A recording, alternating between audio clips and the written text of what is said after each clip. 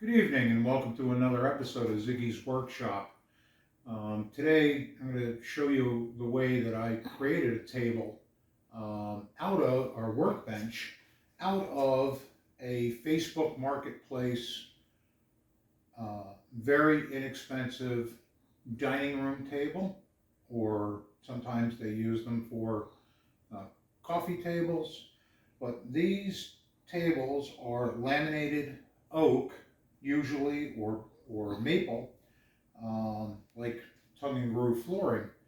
Um, you can pick them up very inexpensively, if not for free, off of Marketplace or uh, eBay or Craigslist. This table I picked up for $25. The top that I picked up over here I actually got for free. I'm going to show you what I did to turn this into my everyday workbench and the slide-off table from my table saw. This one is a bit heavier than this one. The oak on this one is about 1.25 inches thick. This one is about 3/4, maybe 7/8 of an inch thick. I'm going to utilize that for a new tabletop for a radial arm saw that I'm refurbishing. But still, they are very inexpensive. In a previous video, Ziggy's video, I had created a 4x8 cutting jig or cutting grid to cut panels down. And you'll see a little bit of that in a second. But when we put it up in this space, my garage, my shop is not very big, and it was just too bulky to keep in here. I still have it. I'll use it out in the driveway when we're cutting, if I need to cut multiple large sheets. But so far, this has worked out very well for my small shop. I can still cut down a 4x8 sheet, but it's a little bit more of a usable work table in here for us. And if you notice, I've got these legs, I like to call them flipper legs, that I can pull up. And this tabletop is a 3-foot by 5-foot piece of oak. It's relatively heavy. And I don't like to get a hernia if I can avoid it. So all I do is I can pull this or any 4x8 sheet out, and it hooks into these hooks.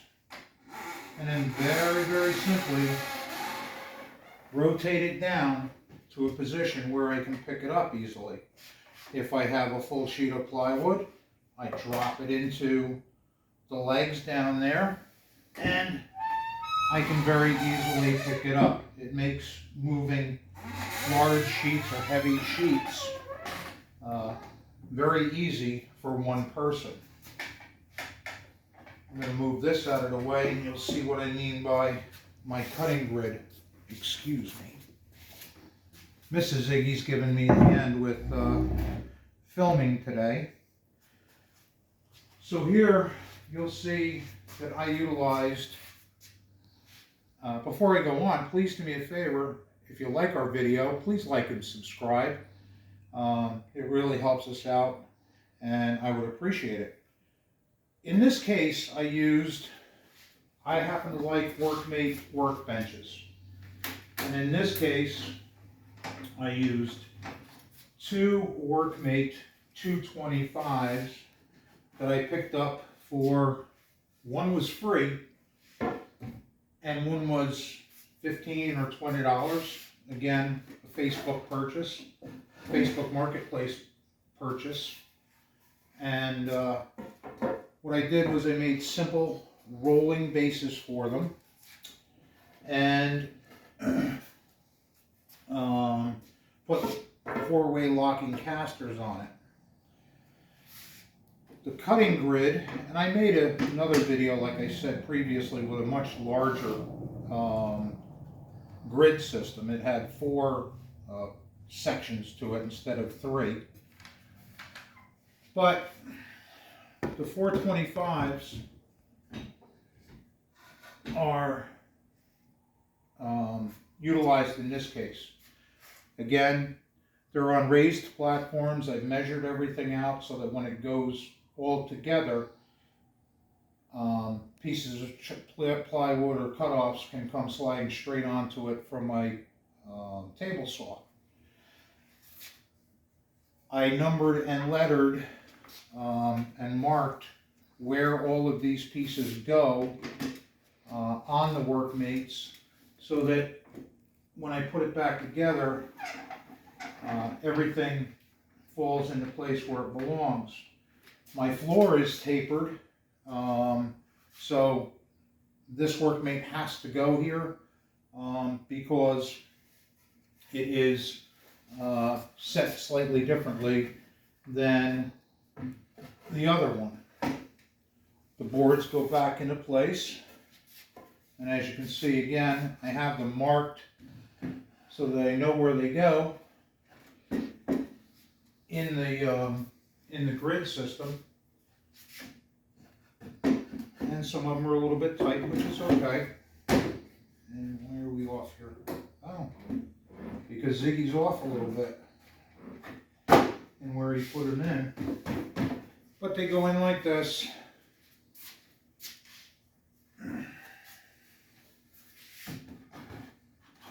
And they lock in very well. Give me a moment while I adjust this, because I did put it in the wrong position.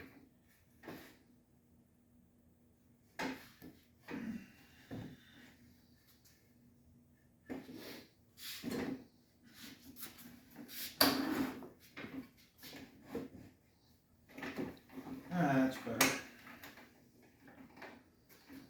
So now, the grid system I can use, I can lay sheets of plywood on here, put my track saw down and make it whatever cuts, and I can do that here. Now this goes back onto the grid, back into the legs.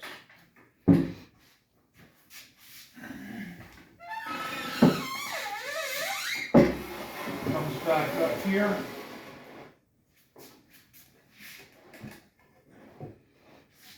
These fold down out of the way. And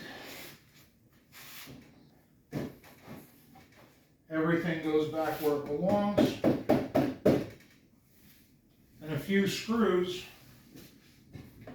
just to hold it into place, and it becomes a very, very stable work platform. I'm not going to put all the screws in. It's not necessary today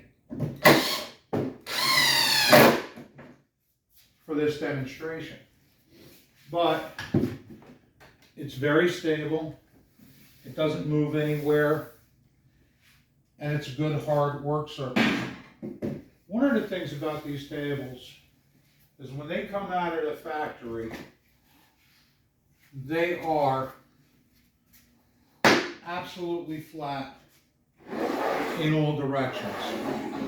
There's no daylight under here at all if you were to put a light behind it. So not only do you have a hard, solid surface, you have a very flat surface. This one, when I picked it up, had a few scratches in it. I did some minor sanding on it. I applied, I think it was 3 coats of Watco Danish oil and 2 coats of polyurethane, and then I followed that up with some paste wax just to give it protection. I also incorporated dog holes into the workbench for obvious clamping processes. I happen to have, this is out of a new Workmate 425 that I have. This one's out of a 40-year-old Workmate 425 I have. And these are aftermarket bench dogs. These holes are 3/4 inch.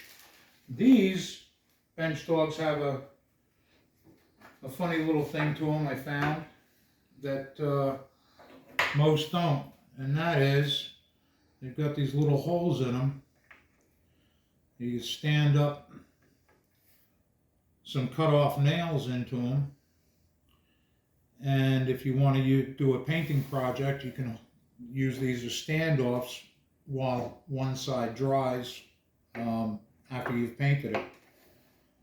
The other clamping system that I use here a lot is these clamps from Miles Craft.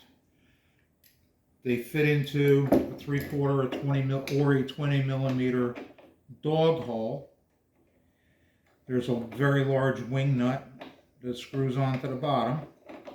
And of course, we do everything live here, so it may not go on exactly perfect every single time. Nothing does work every single time. There we go. This clamps on here.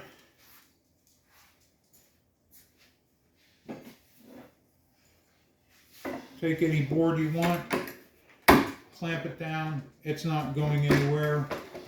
You can clamp in this position if you're doing a cutoff. You can cut off over here with a saw or whatever you'd like.